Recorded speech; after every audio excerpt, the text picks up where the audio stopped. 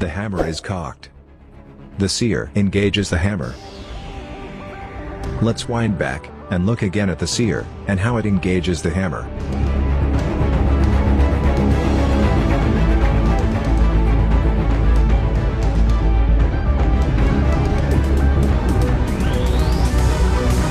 When allow the cartridge to slide easily into the barrel, the recoil spring is under tension.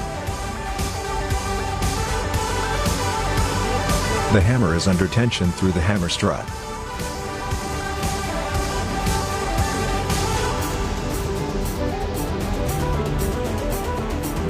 As soon as the slide is released, the tension recoil spring pushes the slide forward. The slide takes the cartridge with it and pushes it into the gun barrel. The hammer remains cocked thanks to the sear.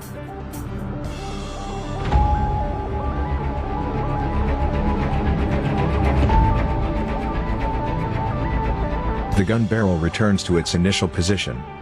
Again from the side view, with a firing pin.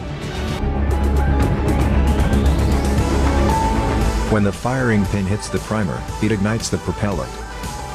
The projectile starts to spin because of the lands and grooves cut into the barrel to provide a stable trajectory.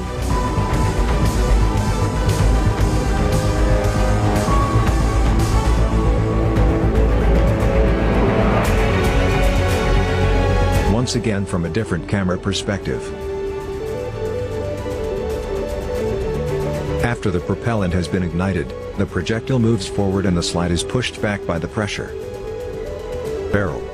The hammer is automatically cocked.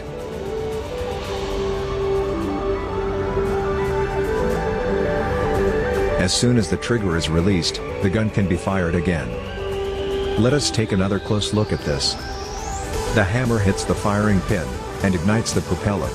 This causes the slide to move backwards and pushes the disconnector downwards, so that it releases the sear. Thus, the sear can engage the hammer. When the trigger is released, the disconnector slides between the trigger and the sear. Now, the gun can be fired again.